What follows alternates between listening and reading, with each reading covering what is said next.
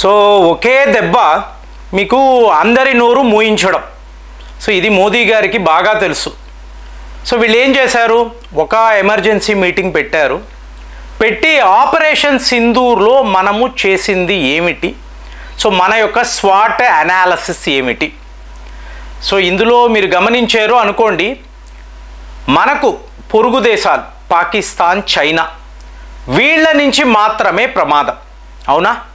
ఇక వేరే ఏ దేశాన్నైనా మీరు చూడండి, ఒక నేపాల్, శ్రీలంక, బంగ్లాదేశ్ వీళ్ళెవరూ కూడా మనకు వ్యతిరేకంగా ఏమీ చేయలేరు. చెయ్యగలిగే ఆ కెపాసిటీ వీళ్ళకి లేదు. పాకిస్తాన్కి కూడా లేదు, కానీ వాడికి సపోర్ట్గా చైనా వాడు ఉంటాడు, టర్కీ వాడు ఉంటాడు. సో పోయిన వీడియోలో మాట్లాడాము, చైనా వాడు పాకిస్తాన్కి చేస్తున్న సహాయము ఒట్టి వేస్ట్, వాడు కూడా రియలైజ్ అయ్యాడు. సో ఇప్పుడు మనము తీసుకున్న ఒక అతిపెద్ద నిర్ణయం, సో ఈ దెబ్బతో ప్రపంచ దేశాలలో ఉండే డిఫెన్స్ రంగంలో ఉండే కంపెనీస్, ఈ మిలిటరీ కాంప్లెక్సెస్ అని అంటాం చూసారా, అందరూ సైలెంట్ అయిపోయారు.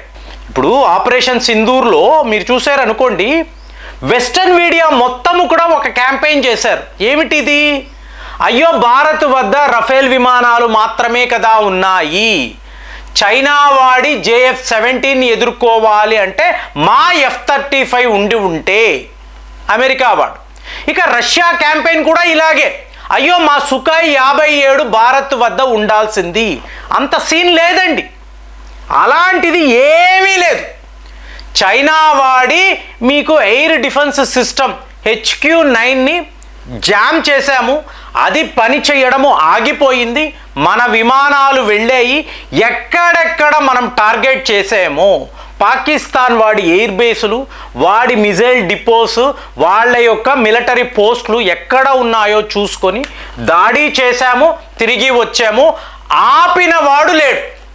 ఇది లిటరల్గా ప్రపంచానికి వీడియోలు తీసి మనం చూపిస్తున్నాం ఆధారాలతో. అంటే మా వద్ద ఉండే సుఖాయ్ విమానాలు, అందులో ఫిట్ చేసిన బ్రహ్మోస్ మిజైల్స్, అలాగే మా వద్ద ఉండే రఫేల్స్, ఇందులో ఉండే మేటయోర్ అనబడే అతి శక్తివంతమైన మిజైల్స్, ఇవన్నీ మాకు చాలండి. పాకిస్తాన్ లాంటి దేశాన్ని ఎదుర్కోవడానికి ఇంతకు మించి మనకు పెద్ద పెద్ద అస్త్రశస్త్రాలు అక్కర్లేదు. పాకిస్తాన్ కాదు, చైనా వాడి కెపాసిటీ కూడా మనకు తెలిసిపోయింది. సో ఇప్పుడు మనము తీసుకున్న అతిపెద్ద నిర్ణయం అన్నప్పుడు ఒకవైపు అమెరికా వాళ్ళు షాక్లో ఉన్నారు, ఇంకొక వైపు రష్యా వాళ్ళు, బాబో ఇలాంటి ఒక అనౌన్స్మెంట్ ఏంటి, ఇప్పుడు ఏం చెయ్యాలి?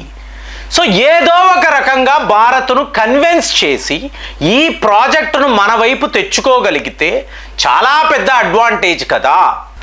ఈ నిర్ణయం ఏంటి, ఈ మాస్టర్ స్ట్రోక్ ఏంటి? మేము F-35 విమానాలు కొనాల్సిన అవసరమే లేదు. సో అమెరికా వాడు అవుట్. ఇక ఇంకొక వైపు సుఖాయ్ 57 విమానాలు యాజ్ ఇట్ ఈస్గా 5th జనరేషన్ కదా. సో మేము సొంతంగా మా దేశంలోనే ఆమ్కా అంటే advanced medium compact air craft, దీనిని తయారు చేయబోతున్నాము. ప్రేమ్ గారు ఇలాంటి వార్త ఆల్రెడీ విన్నాము కదా అంటే, ప్రస్తుతము మన సెంట్రల్ గవర్నమెంట్ తీసుకున్న నిర్ణయము ఓపెన్ ఫర్ ఆల్ అండి.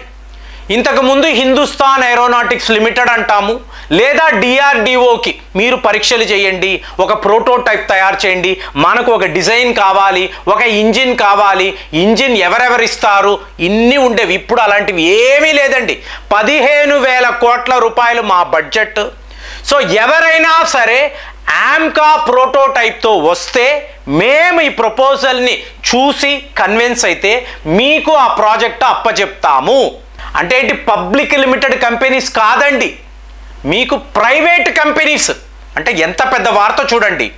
మన దేశంలో ఇప్పటి వరకు ఇలాంటి ఒక నిర్ణయము మనం తీసుకున్నది లేదు. అంటే ఒక టాటాస్ రావచ్చు, మేము బోయింగ్తో కలిసి లేదా ఎయిర్ బస్సుతో కలిసి 5th జనరేషన్ ఆమ్కా విమానాలు తయారు చేస్తామని ఒక ప్రపోజల్ ఇచ్చారు అనుకోండి. మీరు ఎక్కడ తయారు చేస్తారు, ఎలా చేస్తారు మాకు అనవసరం. కంపెనీ ఇండియాది అయి ఉండాలి, మీకు మేక్ ఇన్ ఇండియా అనబడే ట్యాగ్ ఉండాలి, ఇది ఒక జాయింట్ వెంచర్ అయి ఉండాలి. అంటే ఈ ఫ్యాక్టరీ మీరు బెంగళూరులో పెడతారా, గుజరాత్లో పెడతారా, మహారాష్ట్రలో, మాకు అనవసరము, మాకు ఆమ్కా కావాలి. ఎందుకండి? ఇప్పుడు పాకిస్తాన్తో యుద్ధము చేశాము, 4 రోజుల్లోనే వాడు చేతులు ఎత్తేసాడు. అమెరికా వాడి వద్ద అయ్యా బాబు అన్నాడు. సో చైనా వాడు ఆయుధాలు అయిపోయాయి కదా. ఇప్పుడు ఎందుకు మనకు అంటే చూడండి ఫ్రెండ్స్, ఈ ప్రపంచంలో 5th జనరేషన్ విమానాలు తయారు చేసే 3 దేశాలు, Russia, America, China.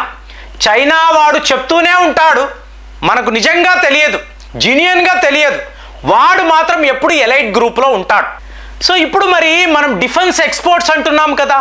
5th generation విమానాలు లేని ఒక దేశము వద్ద పెద్ద పెద్ద ఆయుధాలు కొనాలి అంటే అందరూ ఆలోచిస్తారు.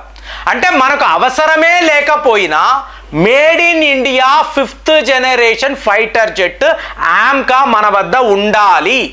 ఇదే ఒక మేజర్ డిసిషన్. సో ఇప్పుడు రష్యా వాళ్ళు ఏం మాట్లాడుతున్నారు, మీరు మా వద్ద ఒక 12 సుఖాయి 57 విమానాలు కొనుక్కోండి, సో దట్ మీ వద్ద 5th జనరేషన్ ఫైటర్ జెట్స్ ఉంటాయి. మీ ప్లాన్ అంతా కూడా మీరు 6th జనరేషన్ మీద పెట్టండి. మీరు జపాన్తో కలుస్తారో, యూకేతో కలుస్తారో, ఎవరితో అయినా కలవండి, కానీ మీరు 5th జనరేషన్ విమానాలు పెట్టుకోండి. అంటే మనం ఏం మాట్లాడుతున్నాము, ఒక S-400ని పెట్టుకొని పాకిస్తాన్లో ఏ మూలైనా, ఏ నూకెన్ కార్నర్ అయినా కూడా మేము కొట్టగలం. సో అలాంటి S-400 సుదర్శన చక్రము ఉంది మీకు. మళ్ళీ కుషా ప్రాజెక్టు, కుషా 40,000 కోట్లు ఖర్చు పెడుతున్నాము. S-500ని భారత్లోనే తయారు చేయడానికి రష్యాతో ఒప్పందాలు.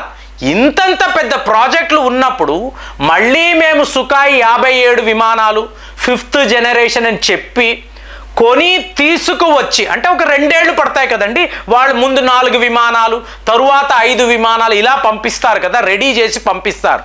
ఇవన్నీ భారత్లోకి వచ్చి మనము ట్రైనింగ్ తీసుకునే టైంకి మీకు ప్రపంచంలో 6th జనరేషన్ అని మాట్లాడతారు. అంటే అది ఒక చైనా వాడు అనండి, అమెరికా వాడు, మేము 6th జనరేషన్ రెడీ చేస్తున్నాం. అప్పుడు మనం ఏం చేయాలి, మళ్ళీ మనము 6th జనరేషన్ కోసం ఈ పోరాటం. కాబట్టి అలా కాదు, నాకు తెలిసి మనము 5th జనరేషన్ అంటున్నాము, ప్లాన్ అంతా కూడా 6th జనరేషన్ వైపే ఉన్నట్టుగా నాకైతే అనిపిస్తుంది. సో ఈ పరిస్థితిలో చైనా వాడు ఏం చేస్తాడు, HQ-9 మీకు టోటల్గా దొరికిపోయింది కదా, జామ్ అయిపోయింది, పని చేయడం లేదు. కాబట్టి దాన్ని అడ్వాన్స్డ్ వెర్షన్ తీసుకురావడానికి చైనా వాడు ప్రయత్నాలు మొదలు పెడతాడు. ఇక పాకిస్తాన్ వాడు ఏం చేస్తాడు, రేపు ఎలాగో భారత్ మన మీద దాడులు చేసినప్పుడు మన ఎయిర్ డిఫెన్స్ సిస్టమ్ ఎలా ఉండాలి, మన వద్ద ఎలాంటి ఫైటర్ జెట్స్ ఉండాలి, దీని మీద వాడు కూడా వర్క్ చేస్తాడు కదా. కానీ ఈ డిఫరెన్స్ ఉంది చూసారా, భారత్కి పాకిస్తాన్కి మధ్య ఉండే ఈ డిఫరెన్స్ చాలా వరకు వేరే లెవెల్లో ఉండాలి. అంటే భారత్ ఎంత అడ్వాన్స్డ్గా వెళ్ళిపోవాలి అంటే చైనా వాడు కూడా 100 సార్లు ఆలోచించాలి. మన వద్ద కన్నా భారత్ వద్ద మీకు ఈ ఫైర్ పవర్ అనేది చాలా ఎక్కువ. అంటే అమెరికా, రష్యా తరువాత మీకు ఈ ఫైర్ పవర్ ఇండెక్స్లో ఇండియానే ఉండాలి అని వాళ్ళు ప్రయత్నాలు చేస్తున్నారు. కాబట్టి నేను కూడా నా వైపు నుంచి ఇంకా అడ్వాన్స్డ్ సిస్టమ్స్ని తీసుకురావాలి. చైనా వాడు కూడా పెద్ద దేశం కదా, సో వాడి ప్రయత్నాల్లో ఉంటాడు. కాబట్టి ఇవాళ మనం ఆమ్కా అనేది భారత్లోనే తయారు చేస్తే పాకిస్తాన్ వాడి మీద యుద్ధము కాదండి, వాడి మీద దాడులు కాదు, ప్రపంచ స్థాయిలో డిఫెన్స్ రంగములో ఈ 4 దేశాల వద్ద మాత్రమే 5th జనరేషన్ ఫైటర్ జెట్స్ ఉన్నాయి. సో ఇందులో ఇండియా వద్ద ఉండే ఆమ్కా చాలా చాలా పవర్ఫుల్గా ఉంటుంది, చాలా చవక ధరకే దొరుకుతుంది. అట్ ది సేమ్ టైం ఇందులో వీళ్ళు ఫిట్ చేసిన మిజైల్స్, అది మీకు బ్రహ్మోస్ అవ్వచ్చు, లేదా బ్రహ్మోస్ మార్క్ 2 అవ్వచ్చు, అస్త్ర అవ్వచ్చు, ఎన్నో అస్త్రాలు మన వద్ద ఉన్నాయి. కాబట్టి సో వీటిని వీళ్ళు వాడబోతున్నారు అంటే ఆటోమేటిక్గా చైనా వాడు పక్కకి వెళ్ళిపోతాడు, అమెరికా వాడి F-35 ఇవాళ వాళ్ళని ఎవరూ నమ్మడం లేదు. ఇక రష్యాపై మళ్ళీ అన్నట్టుగానే శాంక్షన్స్. మరి ఆమ్కా పట్ల మీ అభిప్రాయాలు ఎలా ఉన్నాయి, మీ ఆలోచనలు ఎలా ఉన్నాయి, కామెంట్స్లో తెలియజేయండి. మళ్ళీ వచ్చే వీడియోలో కలుద్దాం. జై హింద్.